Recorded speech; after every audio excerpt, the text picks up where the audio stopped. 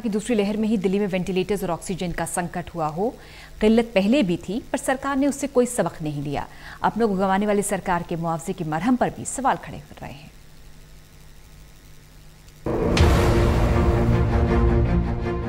राघव गुप्ता के पिता नवंबर महीने में ही कोरोना पॉजिटिव हुए। रोहिणी के अंबेडकर अस्पताल में एडमिट कराया गया। 10 से 12 दिनों तक वहीं इलाज चला। इलाज के दौरान एक ऐसा वक्त भी आया जब सिटी स्कैन की जरूरत पड़ी, पर इतने बड़े अस्पताल में कोई व्यवस्था नहीं थी। फिर वेंटिलेटर की जरूरत पड़ी तो डॉक्टर्स ने हाथ खड़े कर दिए।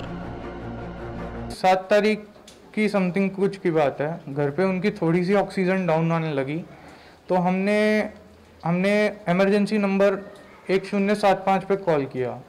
वहाँ से उन्होंने हमें बोला कि आप कुछ मत करिए, आप सीधा एम्बुलेंस करिए और उन्हें किसी भी नियरेस्ट हॉस्पिटल में ले जाइए।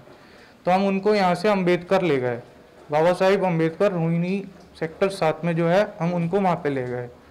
वहाँ पे उनका टेस्ट हुआ, पॉजिटिव निकले, उनको आईसीयू में भर्ती कर लिया गया कि मतलब अब कुछ नहीं हो सकता, इनको वेंटिलेटर की नीड है। तो हमने डॉक्टर को कहा मैंने कि सर आप वेंटिलेटर प्रोवाइड करिए हमें, अगर वेंटिलेटर की नीड है पेशेंट को तो वेंटिलेटर प्रोवाइड करिए।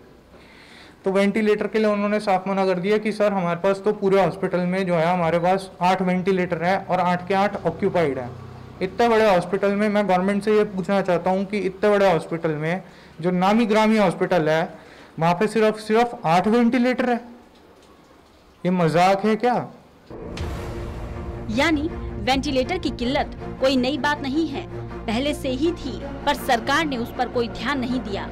सिटी स्कैन जैसी मशीनें भी इतने बड़े अस्पताल में नहीं थी, पर सरकार ने उसे भी नजरअंदाज किया। राघव के पिता प्रॉपर्टी के कारोबारी थे। उनके जाने के बाद कामकाज भी बंद हो गया। घर में कमाने वाला कोई बचा नहीं। दिल्ली सरकार के 50,000 के मुआवजे और 2,500 के पेंशन पर राघव ने गंभीर सवाल खड़े किए हैं। सर मैं कहता हूँ ये हमारे सीएम साहब केजरीवाल साहब जी ने ऐलान किया है। मैं कहता हूँ अगर मैं सीएम साहब को हटा दूँ, आज उनके परिवार में से उनको हटा के एक साइड कर दूँ और उनके परिवार को ये कहूँ कि भैया अब तुम्हारे पास कमाने वाला कोई नहीं है, ठीक है, तुम्हारे पास कमाने वाला कोई नहीं है, घर में तुम्हारा घर नॉर्मल घर है, कोई वीआईपी फैसिलिटी नहीं, कुछ नहीं, मैं तुम्हें 50,000 रुपये दे देता हूँ और 2,500 रुपये हर महीना तुम्हें देता रहता हूँ। देखता हूँ मैं उनसे पूछता हूँ, एक महीने बाद ही जाके उनसे पूछता हूँ कि उनके घर के हालात क्या चल रहे हैं।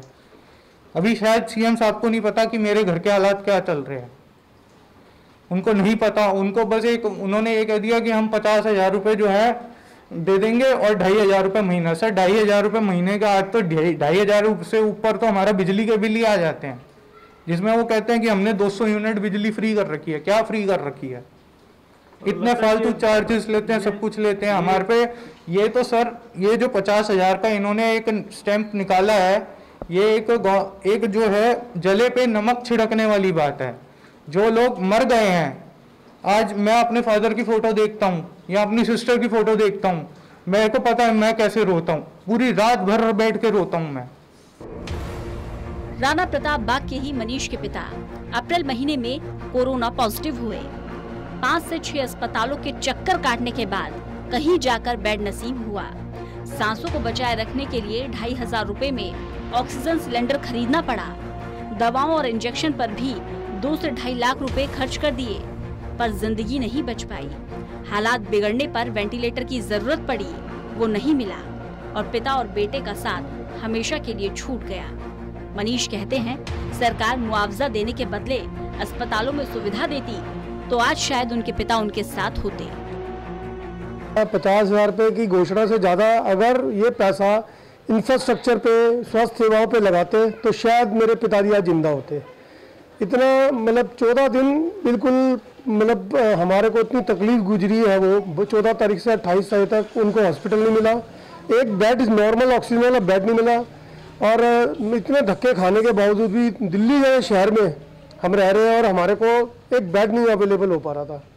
इतने धक्के खाने के बाद बड़ी मुश्किल से एक हॉस्पिटल में एक बेड मिला है और उसके बाद 29 अप्रैल को उनको क्लॉटिंग हुई है और क्लॉटिंग के बाद उनको वेंटिलेटर नहीं मिला। तीसरे दिन उनकी डेथ हो गई 2 तारीख को सुबह अर्ली इन द मॉर्निंग। मतलब हम तो कह रहे हैं कि 50,000 रुपये आप ना दो, आप इस पैसों से जो आप दे रहे हो इससे बढ़िया तो इंफ्रास्ट्रक्चर बढ़ाओ। दिल्ली की इस कॉलोनी में बीते महीने भर में 20 से ज्यादा लोगों की मौत हो गई है। ये अस्पतालों की बदहाली ही थी कि लोगों ने अपने घर में ही आईसीयू बेड तक लगवाए। अब जबकि सरकार मौत पर 50,000 रुपए के मुआवजे की बात कह रही है, तो लोग सरकार से पूछ रहे हैं, कहां गया world class health system. 2.5 lakh रुपए हम मतलब 25,000 रुपये तो हम ऑक्सीजन सिलेंडर ही लेकर आए। 3,000 रुपये का हमने जो ऑक्सीमीटर है वो परचेज़ किया, क्योंकि हम जा नहीं सकते थे, हमारे को ऑनलाइन मंगाना था। 3,000 रुपये हमने वो खरीदा। और उसके अलावा मतलब दवाइयाँ, मतलब जो इंजेक्शन MRP से भी ज़्यादा रेटों में हमने उसको परचेज़ करा। कम से कम नहीं तो हमने 5 हॉस्पिटलों में ट्राई करा, लेकिन हमारे को एडमिशन नहीं मिला। वर्ल्ड क्लास तो उसे कहते हैं ना कि आप जाओ और आपको इमीडिएट एडमिशन मिले, उसको फैसिलिटी मिले। वेंटिलेटर नहीं है आपके पास, आपके बेड नहीं है, ऑक्सीजन नहीं है। आप ऑक्सीजन मतलब एक कितनी छोटी सी चीज़ है ऑक्सीजन, और ऑक्सीजन के लिए कितनी मृत्यु हुई हैं। दिल्ली की डेथ रेट सबसे ज़्यादा है आज की तारीख में। कितने कम केसेज है, लेकिन आज भी 250 लोग मरे हैं।